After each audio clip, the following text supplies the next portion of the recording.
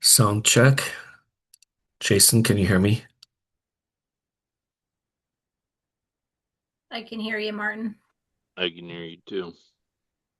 Oh, perfect. Okay, thank you both for being here and setting this up. And want to apologize for my voice. I've been sick all weekend, so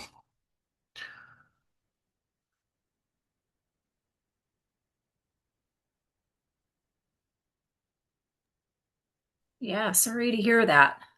uh, probably was the gift of flying an airplane. So, Yes, it's amazing how many things you touch when you travel and pick up. yeah.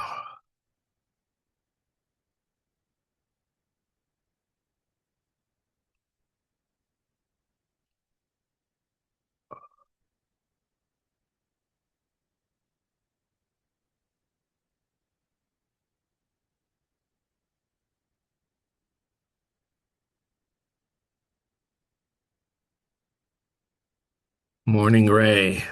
Good to see you.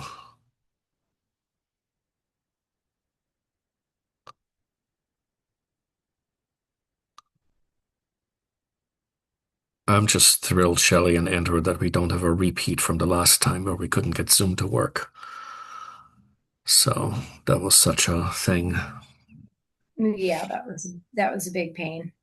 A big pain.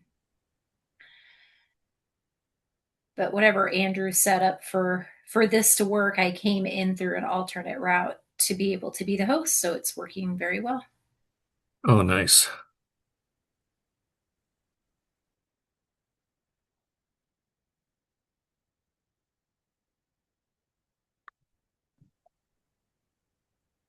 I am here. I'm sorry you've been feeling poorly, Martin. Oh, that's okay. It's just the way the world turns. I do want to just say, without getting into substance, so we don't deal with, conversing outside the public meeting, but I did get up early enough this morning that I'm ready with some ideas and language on the sections, Ray, that where you invited input. So hopefully I will be able to move that forward a little bit. I just definitely, because of being sick, missed my goal of trying to send out another document. That did not happen, but I'm ready to go. No worries, Barton. Yeah.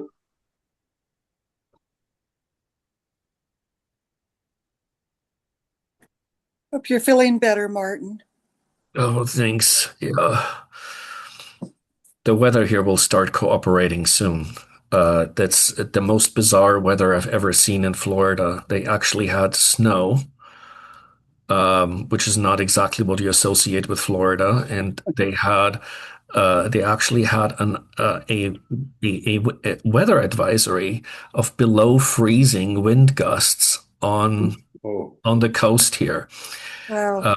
And now we are only, I think, 10 hours away from 60 degrees, and tomorrow it's supposed to be over 70. So the temperature swings are pretty wild.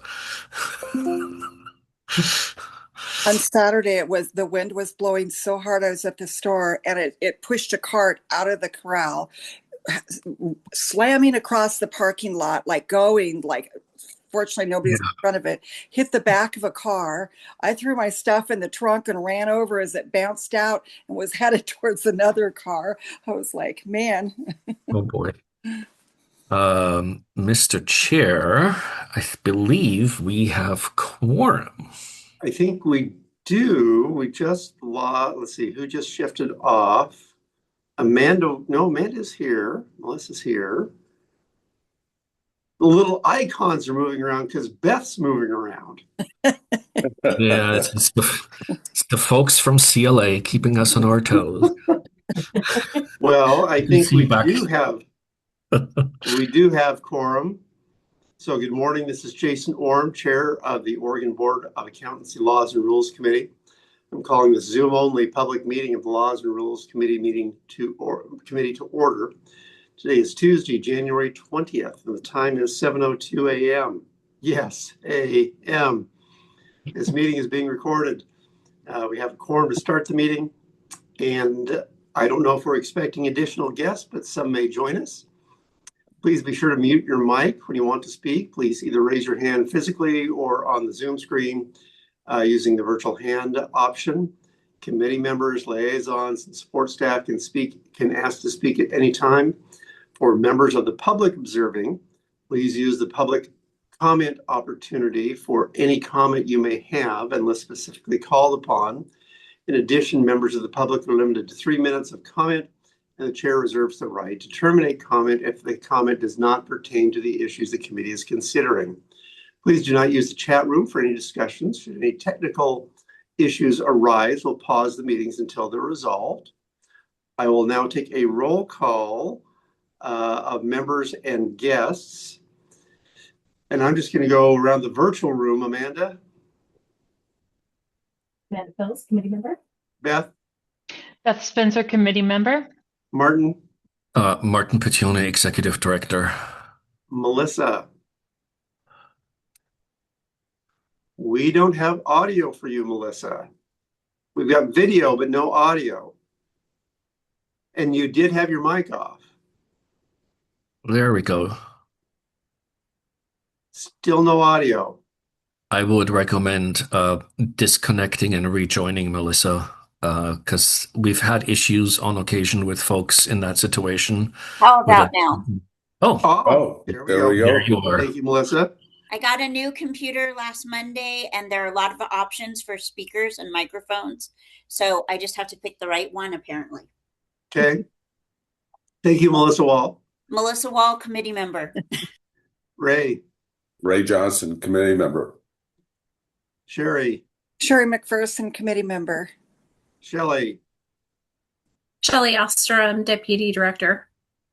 Andrew, Andrew Barlow, board staff. Jason Orm, committee chair. I note that we do not have council present. I assume that we can continue without council. We can continue without counsel. I will text her, but I do Okay. think we need to keep going in the interest of time. Okay. So has everyone had an opportunity to review the agenda? I would accept a motion for any changes, any modifications. I would accept a motion for the draft agenda to be approved. So moved. Cherry McPherson moved, and second. Amanda Phillips. Second. Amanda Fells beats out Ray for the second. All in favor, I'll go around the room. Amanda, Amanda Phillips, aye. Beth, Beth Spencer, aye. Melissa, Melissa Wall, aye. Ray, Aye. Ray Johnson, aye. Ray Johnson, aye. And Sherry, Sherry McPherson, aye. Jason Orm, aye. Motion passes. So now there are no members of the public that I see. Is that correct, Andrew? There are no members of the public. Okay, thank you. So now on to the NASBA APS PE Task Force White Paper and the finalization of our response recommendations to the board. Ray, thank you for putting out a new draft that incorporates the comments from last LRC's discussion. And as we did last time, Ray, I'd like to just turn it to you to lead this part of the discussion, if that's okay, sir.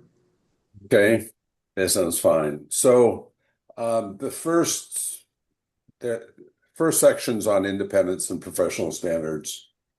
I've substantially rewritten the piece that on APS using an APS model to maintain audit quality, issues of undue influence, particularly when the firm's management compensation and performance evaluations are really outside the attest firm. I think what we got in our last meeting, and I would add to that, I've gotten in a follow-up conversation that I had with a NASBA board member and member of the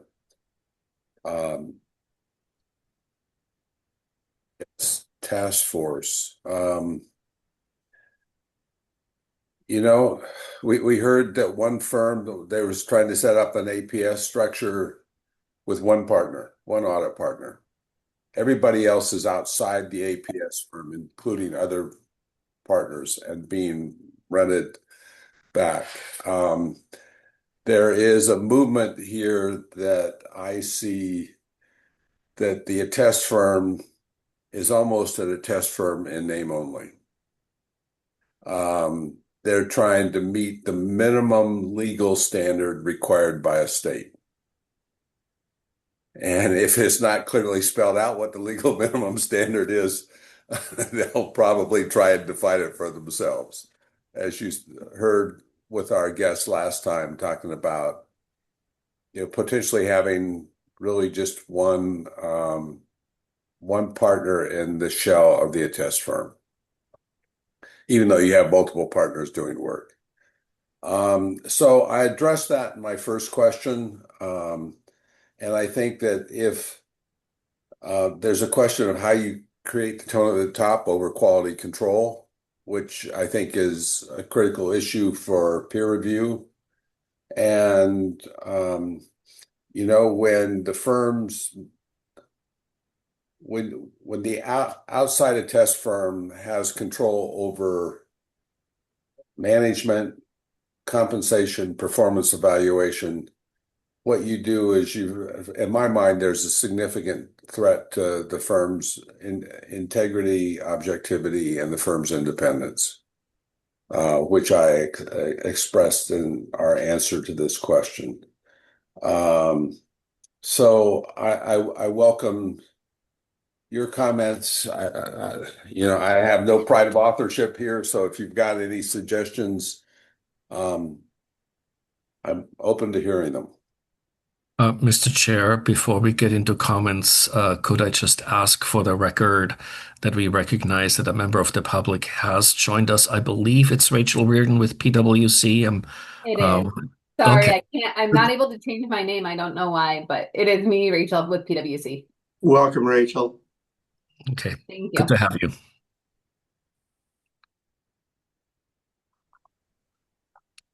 So comments on that first point, it was interesting to hear what Ray reiterated, that we've got situations where, and apparently, Ray, that's not necessarily a one-off, where it sounds like perhaps there are more than one who are setting up the attest firm that is a figurehead, so to speak.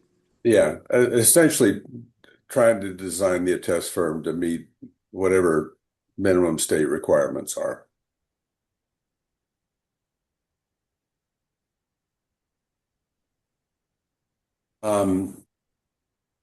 The second question went to the issue of independence and what restrictions should apply. This one is really quite complicated. We'll learn more as we dig down into trying to respond to the peak exposure draft, because these PE investors may have more than one portfolio of investments. But, I said if the PE investor has significant influence over decision-making, as far as I'm concerned, they should be prohibited from the test firm from any of the companies in the portfolio of companies, and there may be multiple funds that are run by the PE, private equity investor. So let me just pause. Comments from the committee on those first two items? Do you like what Ray has drafted as a proposed response? Are there additions or changes to that?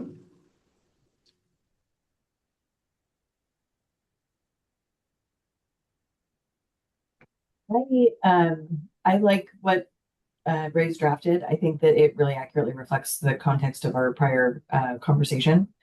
And yeah, I mean, it is a very complicated, multifaceted problem. And I think he's done a really good job at trying to kind of encompass what it is that we've been, our concerns, at least as we understand them now.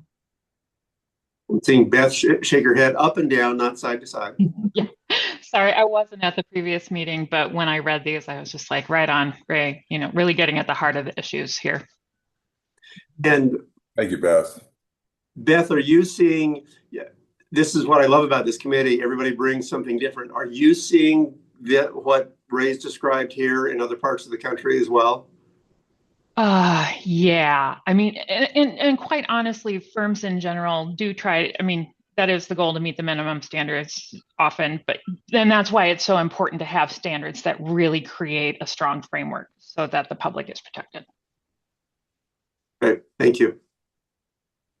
Other comments?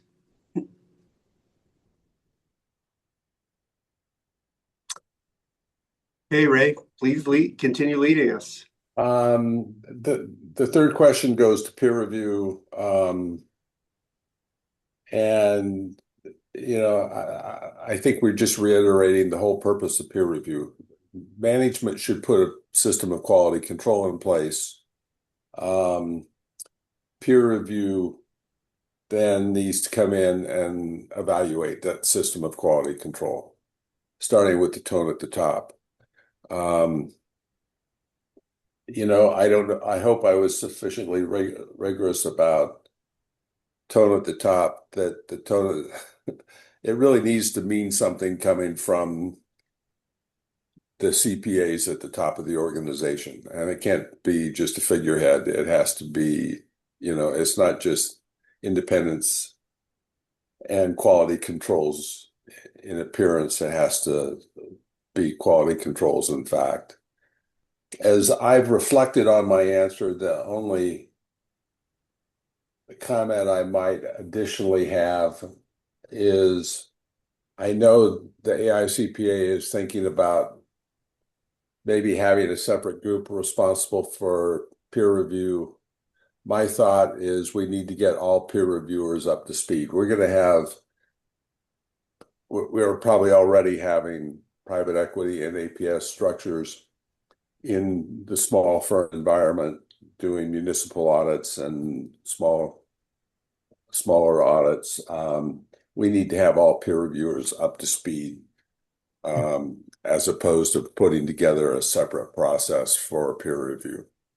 I don't know if that's an appropriate comment here, but I don't know how the board wants to carry that message. And I can add that to this if we think it's appropriate. I definitely think that we need to strengthen the peer review. And my question would be, and I mean this genuinely, what is the downside? Kind of going back, I'm still processing our first question a little bit. What is the downside if all the assurance professionals are not in the same entity? And what I recall from our discussion was an idea of basically if you're having responsibility for signing off on an assurance report, then you should be subject to peer review. You should be part of the peer review. So I think that we're at the same place, but we're basically saying that APS firms need to have all their assurance professionals in the assurance entity. But does it matter if they're in the assurance entity if we subject them to peer review, period, regardless of whatever their structure is? And I'm not trying to be contrary. I'm simply trying to understand. So if I understand your comment, Melissa, even if they are leased from another entity, does it solve the problem by subjecting them to peer review as if they were employed by the assurance firm? And welcome, Jason. Welcome, Mr. Robinson. Thanks, Jason. Yeah, I mean, since currently peer review focuses not on the individuals in the firm, it focuses on the system of control and the processes, right, for performing those engagements. And so if the peer review focuses only on what's defined as the attest firm in this particular engagement, it's not adequately assessing the pressures from the supporting firm that holds all the resources that ultimately is responsible for providing that setting the tone of control and that these engagements are being performed under. And so, but by not looking at that significant amount of influence that's outside of the actual attest firm, can peer review really be effectively assess the controls of the system of quality within the attest firm itself without looking at that next step up that actually holds all the resources, I think is the and holding individuals performing the engagements responsible for their roles in those engagements during peer review would be a very different path than peer review currently takes. And that would be I guess something to consider, but like I said, it's an entire restructure of the peer review process by doing that. Because right now that element does not exist in a peer review. Yeah, and I would view it as an additional. I understand that peer review is at the firm level. I would think that it would be an additional strengthening of peer review. So I think we can either legalize or regulate the entity and who's in the entity, or we can expand peer review. I think I see those as being two potential paths forward.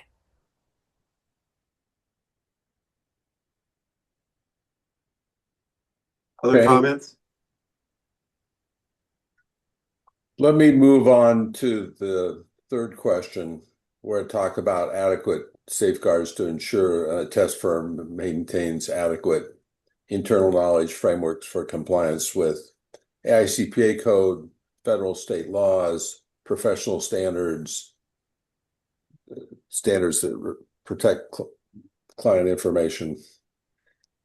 And, I raised concerns here about the attest firm being a firm in name only almost, right? And I think the heart of my conclusion is probably in the last paragraph, that I think we're concerned about firms that are pursuing legal structures that really make the firm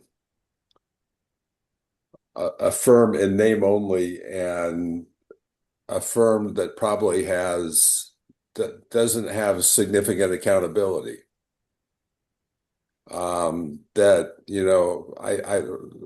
What I'm seeing is a trend that, we have had a tradition of regulating the firms and regulating individuals. And I think through the firm structures that are being put together with alternative practice structures, I think the concern that we have is the movement is toward making accountability only at the individual level and having really minimal accountability at the firm level. You've talked about this a little bit before, Martin. Yeah. I think that's the trend that we're seeing with these private equity investments, and I was pretty explicit about that issue. It is explicit. And can I actually ask you a rather pointed question just to kind of drive the point home? Are you effectively saying that you see a danger on the attest side of the equation, that these APS-PE structures essentially undermine accountability at the level of the firm? In a three-letter word? Yes. Yeah. And as I've talked to some other people, that's that's what I'm hearing, and I think we need to be explicit about raising the red flags around that. bringing in kind of two angles. So one is on the thought of bringing individuals into account, holding individuals accountable for their role within an attest engagement.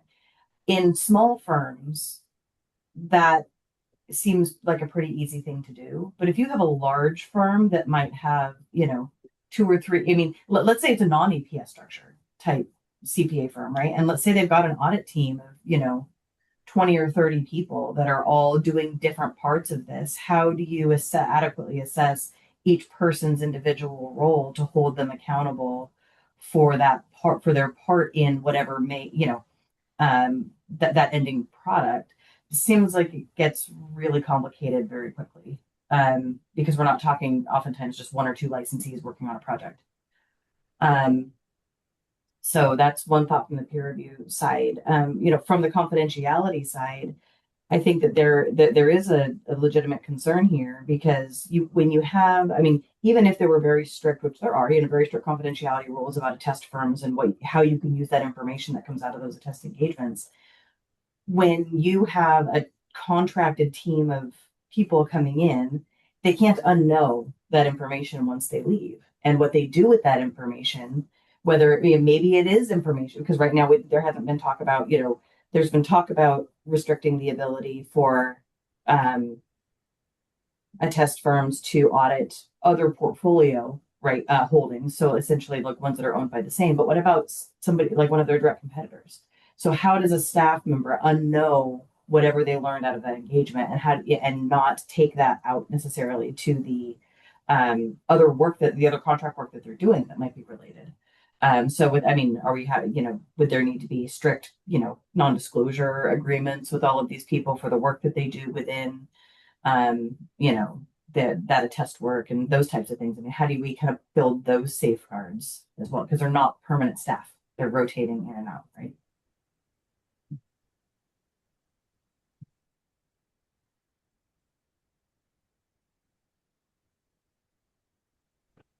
Did anybody have any comments on anything you want to add to what I've written at this point?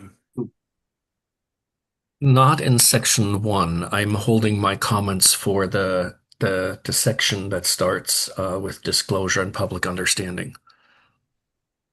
Okay.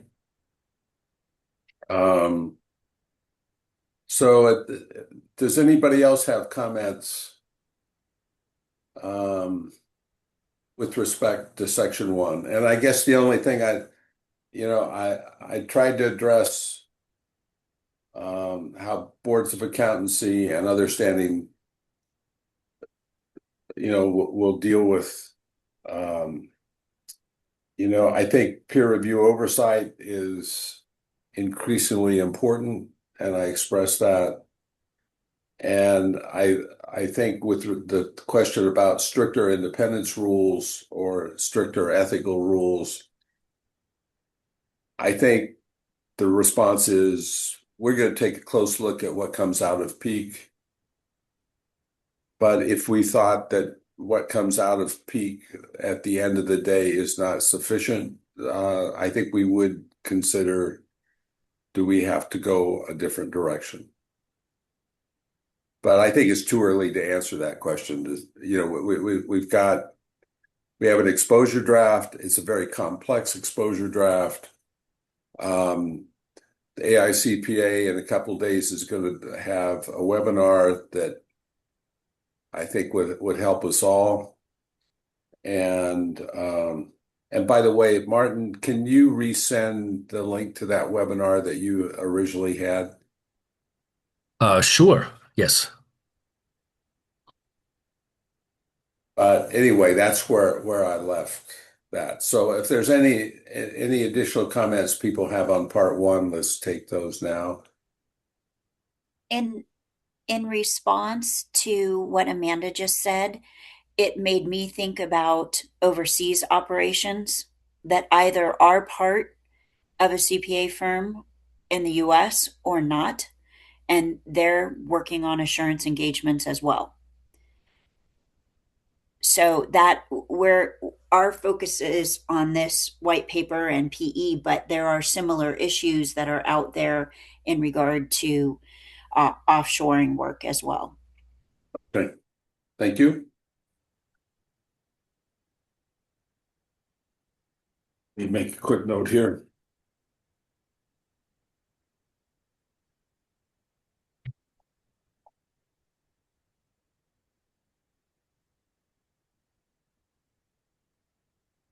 Okay, we move on to the issue of disclosure and public understanding. And, when you've got the attest firm, the non-attest firm, they may or may not have the same name or similar names. They may have different names, but you probably may have a client sign 2 different engagement letters and well, this is boilerplate, this is, yeah, I'll go ahead and sign it. We know how much time clients spend reviewing engagement letters. Should boards of accountancy require more prominent standardized disclosure on websites? At the end of the day, the way I crafted my answers, we really haven't dealt a lot in the area of regulating disclosures, websites, other than, having rules about things that are misleading. And I'm not sure that we've had a conversation about what's misleading or what's not in this area. I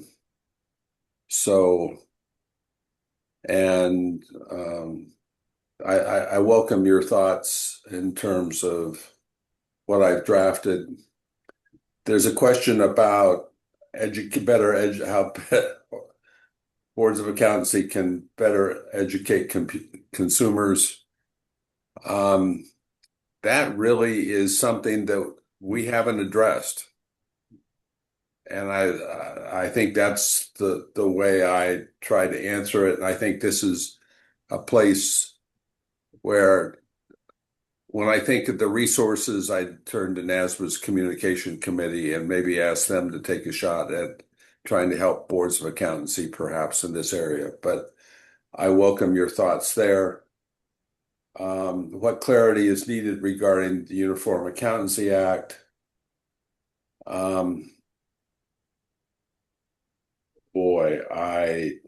Yeah, that's a good one. Yeah, I don't know. I want you to finish first, right before I jump in.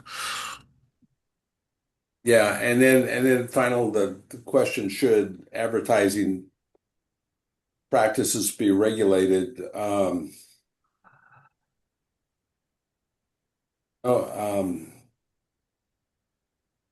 As I say, we've had general rules about advertising that's misleading, but we really haven't had conversations about what. I think this is an area where we haven't been very active at all in terms of regulation. Yep. So there you have my comments on these questions. And Martin, I particularly welcome your question with respect to your thoughts on the UAA and where we go on that. Yeah, let me first of all see, with permission of the chair, can we just first of all want to see a raising of hands by the committee? Does anyone have any strong feelings about edits to any of this section that Ray just discussed? Because otherwise, I'm okay going in and doing some. Yes, Sherry, you do?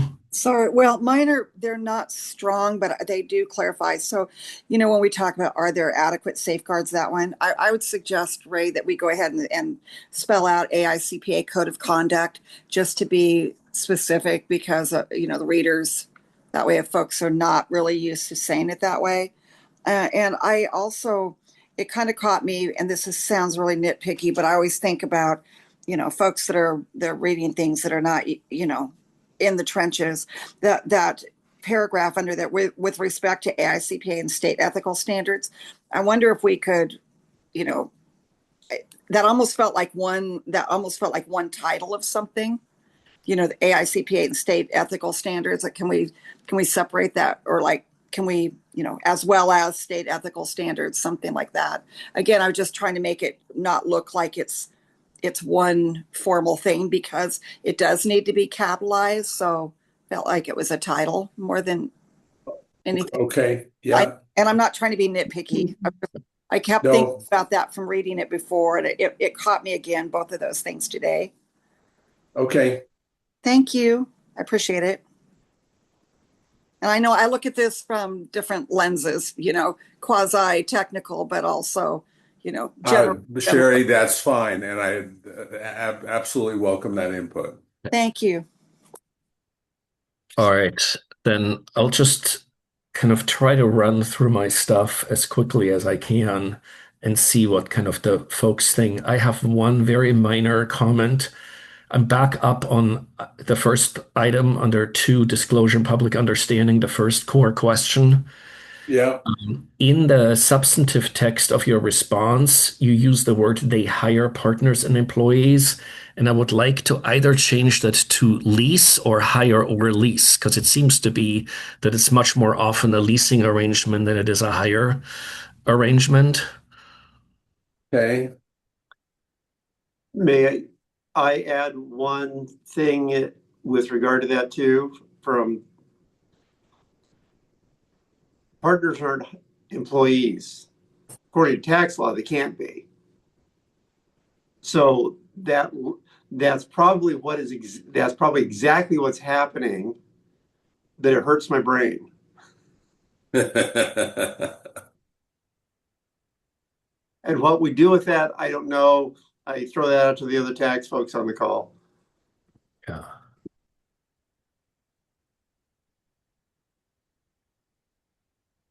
Then we'll leave it lease partners and employees. Yeah. Because then at least it distinguishes between the two, because that's a very fair point. That's all that was, quite frankly, a bit lost on me, the whole thing. So thank you, Jason. I don't have anything else until the bottom of page 4.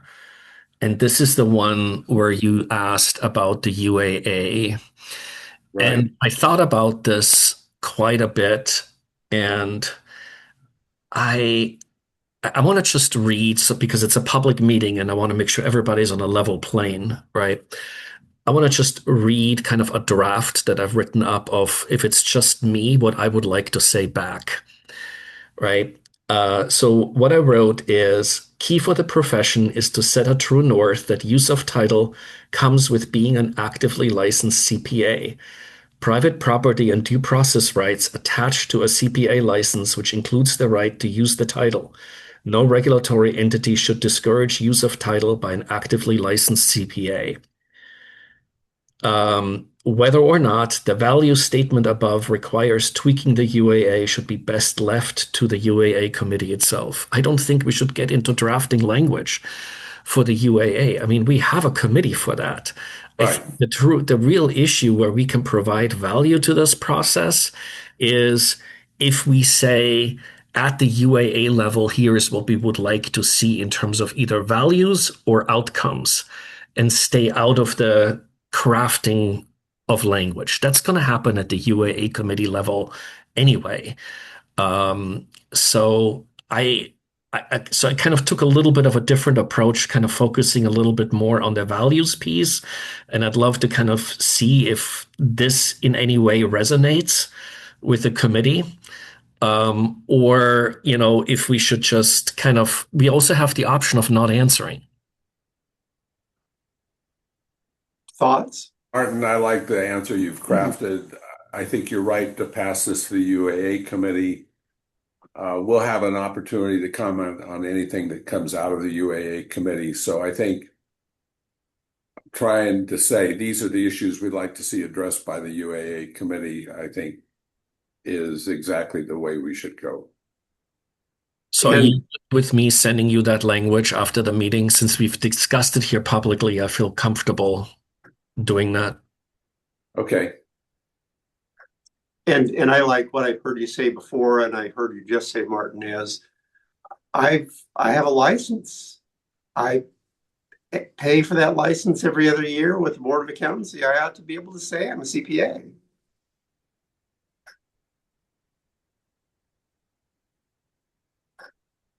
This could get me to a little bit of hot water because there are differences of opinion among regulators around this issue. I can just want to be transparent about that.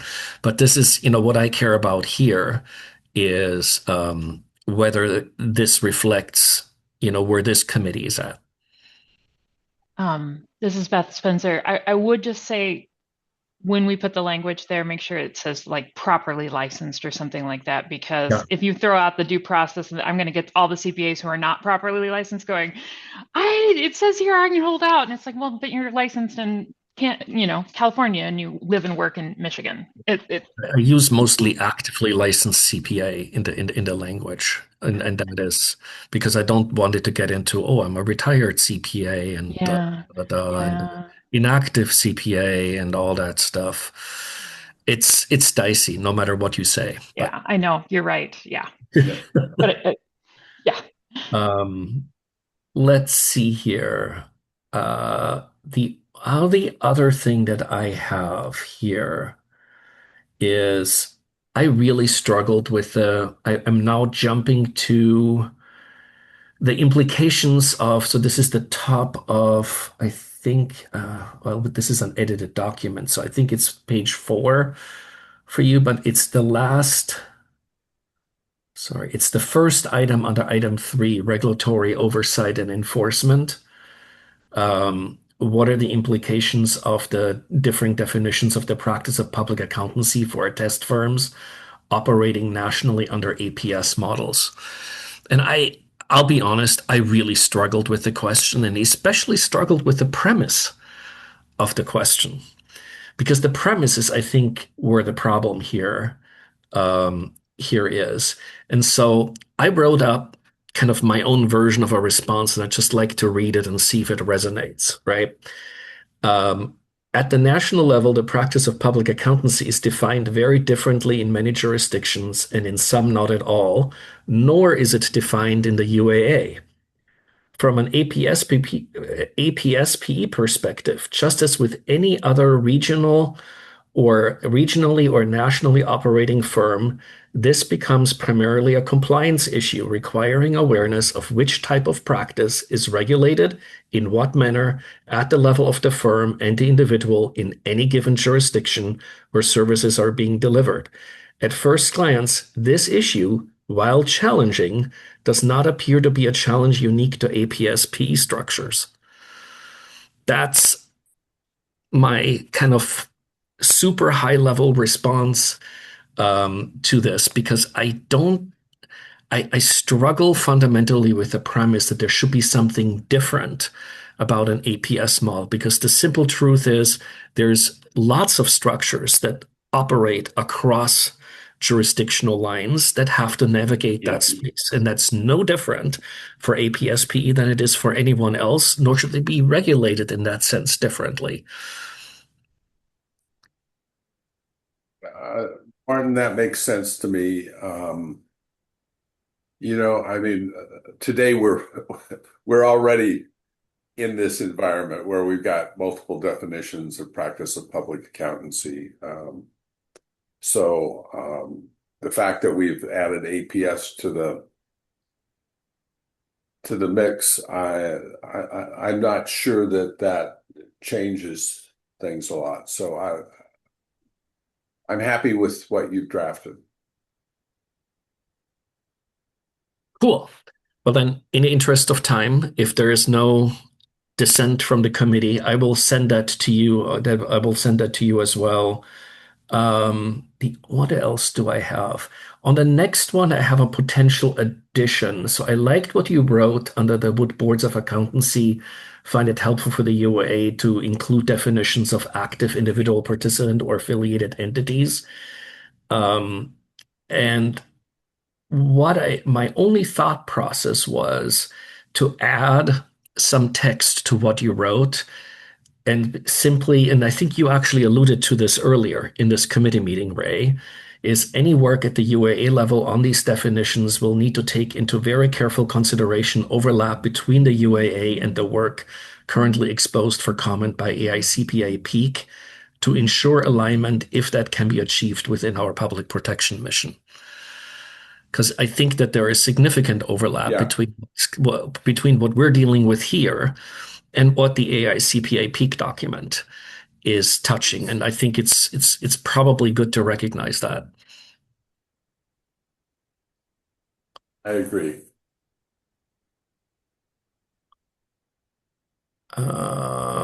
And then what else do I have? We've got the third bullet point, Martin, on how should boards of accountancy coordinate oversight? Oh, that's right. This is about coordination Yes. of boards. All right. So I kind of racked my brain around this. And again, it's a premise question. Because again, I believe this is another instance where I disagree with the premise that it should be different for APS than anything else, right? So my draft response to this is coordination across jurisdictional lines is always challenging and should not be dependent on specific fact patterns, such as firm structure or type of practice. In fact, treating those cases differently from any other cross-jurisdiction compliance issue could be problematic from a due process standpoint. Being good partners here is key, and that means if jurisdiction A suspects a potential impact on jurisdiction B from a case it is investigating, communication channels should open when legally permitted. And that's, it's a very high level, it doesn't really matter whether it's APS or not, right? It's a very complicated arena in terms of how jurisdictions cooperate. I don't think we can micromanage the how because it's legally it depends a lot on the laws between the different jurisdictions as to when what type of cooperation can occur. But I don't think it should be dependent on whether it's APS PE or not.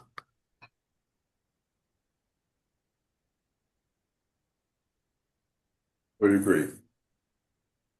Martin, real quickly, from your medical background, right? Because you have some experience with medical boards. I mean, they've gone through a version of this. I mean, how did those boards address this type of an issue, or did they? Well, it's still legally very difficult, right? Because you do have 55 jurisdictions there as well. But in essence, there is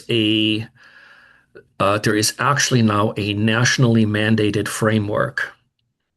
It's a really interesting indirect way that the feds have come in that essentially mandates sharing of disciplinary data across jurisdictions in kind of a uniform format in a uniform database. We actually happen to have something like this in the ALD. Just in our case, it's essentially the profession built it voluntarily. In the healthcare case, it's actually now mandated. There's mandated reporting to a federal government entity in a federal government database that essentially allows for essentially checking of bad actors, but it's very reactive and it doesn't really get into the far more powerful piece of can you do sharing earlier at the stages of the investigation rather than when that occurs. There are many boards, and we have this as well.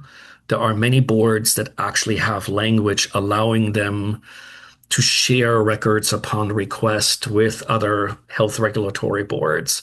So there are venues, but it's not easy.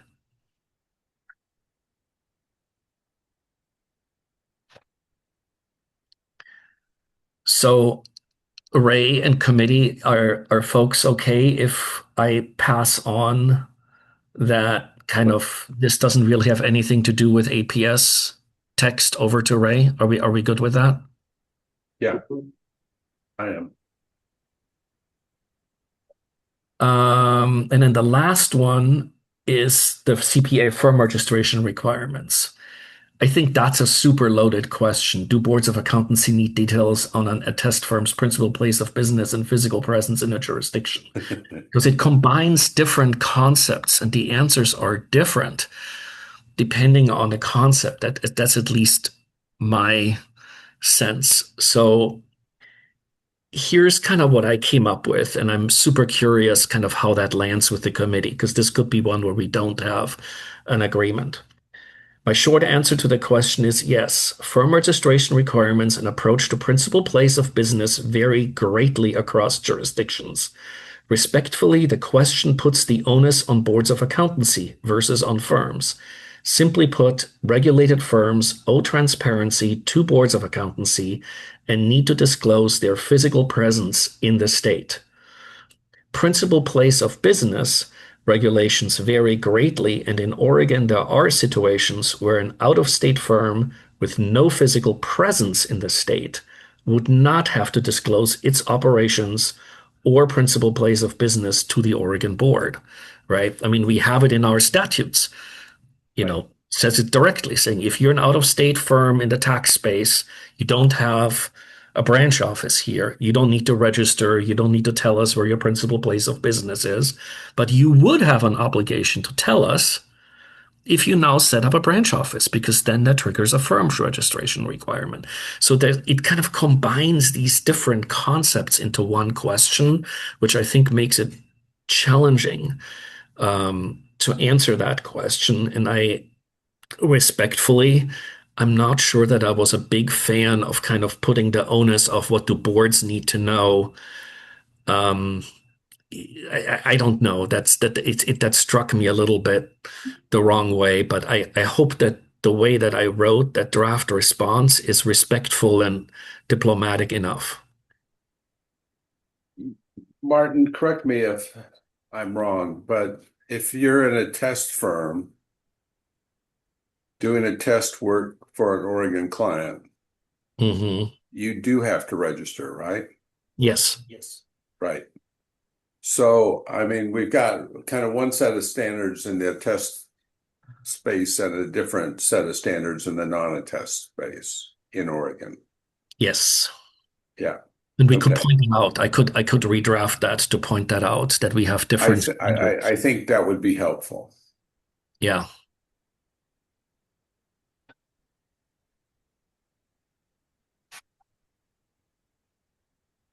Okay. Yeah, I can do that.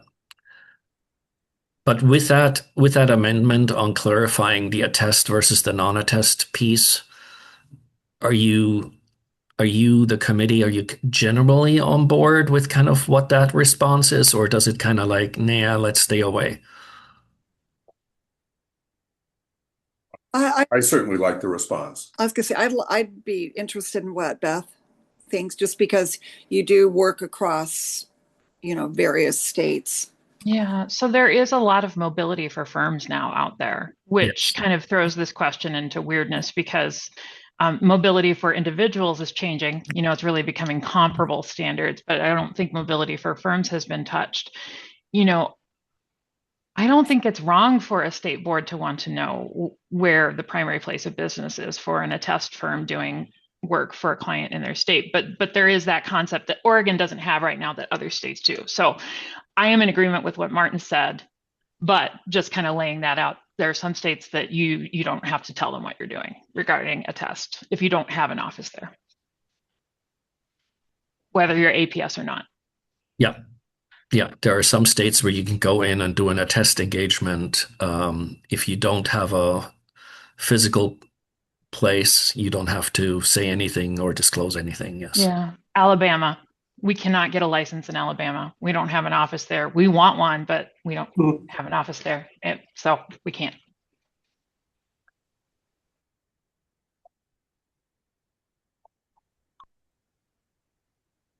Other comments? Thank you.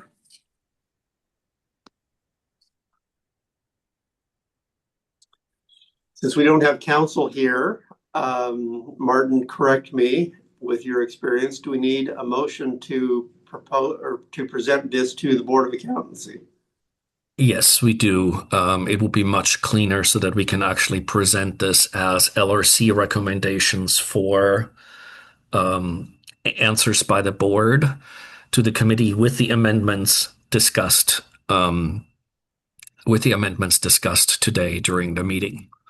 And then so I would love for there to be if you could call for a motion on that, Jason, and then I can always give you accountability by working with Ray and then sending you something before it goes in the board packet. All right, I would accept a motion to present what Ray has drafted as amended by discussion during this meeting to the Oregon Board of Accountancy for their consideration. With your review prior to going into the board packet. With my review prior to going into the board. Martin and I to edit and your review before it goes in the board packet. So moved. Ray Johnson moved. Second. Any discussion? Second. Mandeville second. Oh, Mandeville second. Vote. Amanda. Mandeville's aye. Beth. Beth Spencer, aye. Sherry. Sherry McPherson, aye. Ray. Ray Johnson, aye. Melissa. Melissa Wall, aye. Jason Orm, aye. Motion passes. Thank you. Fabulous work. Thank you, Ray. We could not have done this without the draft and all the hours that we know are there. Thank you. Thank you. You're welcome. Yes. Thank you for your input. There's a lot of details and some sticky questions. I really appreciated your input and assistance today. Thank you. There's one item of new business, time permitting only, and that's a preview of the LRC related items at the January 29th board meeting and participation opportunities. Do you want to take a couple of minutes and talk about that, Martin?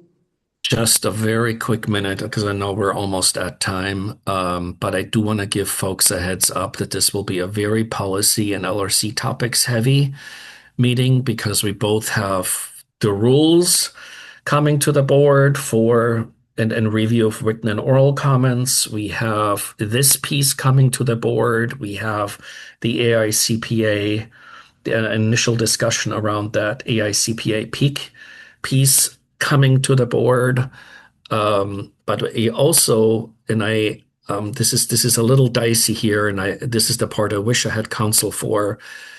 Let's just say that there are pieces of what we're working on, particularly on the legislative side, right, that also will require some legal advice.